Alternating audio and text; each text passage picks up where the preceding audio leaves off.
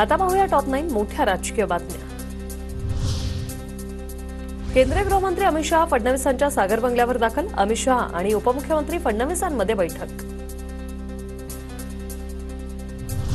महाराष्ट्रात 2024ला महायुतीचं सरकार येईल ही काळ्या दगडावरची रेघ।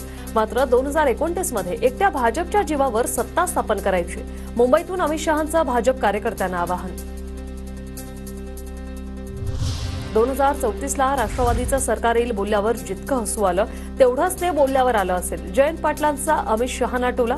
अन्य निवडणुका सोडून शहा महाराष्ट्रात थांबले त्यावरूनच सगळं कळतंय। 2024ला महाविकास आघाडीचं सरकार येणार, पाटील यांचा दावा। प्रत्येकाला आपला पक्ष वाढवण्याचा अधिकार, पण 1985 नंतर जवळपास 40 वर्षात महाराष्ट्रात एका पक्षाचं सरकार नाही। कार्यकर्त्यांचं मनोबल वाढवण्यासाठी अमित शहा बोलले असतील, अजित पवारांची प्रतिक्रिया। उद्धव ठाकरेंचा जनाधार संपला। मराठी हिंदू मतं सोबत नसल्यानं ठाकरेंच्या रॅलीत आता हिरवे झेंडे नाचतायत। दादरमधील बैठकीतून फडणवीसांचा उद्धव ठाकरेंवर निशाणा।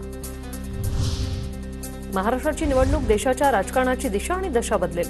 60 वर्षात कुठल्याही राजकीय पक्ष सलग 3 वेळा जिंकलेला नाही। मुंबईतील भाजप बैठकीत अमित शहांचं वक्तव्य। लोकसभेत वोट जिहाद पाहायला मिळाला। संघटित मतदानामुळे काही लोकांचा आत्मविश्वास वाढलाय। सभेत देवेंद्र फडणवीसांचं विधान। फडणवीसांच्या तोंडात हल्ली जास्त जिहाद येतोय। भ्रष्टाचारी यांच्यासोबत मग त्यांनी भ्रष्टाचारांशी निकाह लावला, बोलू का? संजय राऊतांचं प्रत्युत्तर। आरक्षणाशिवाय निवडणुका घेतल्यास तुम्हाला विजयाचा टिळा लागू देणार नाही। जरांगे पाटलांचा सरकारला इशारा।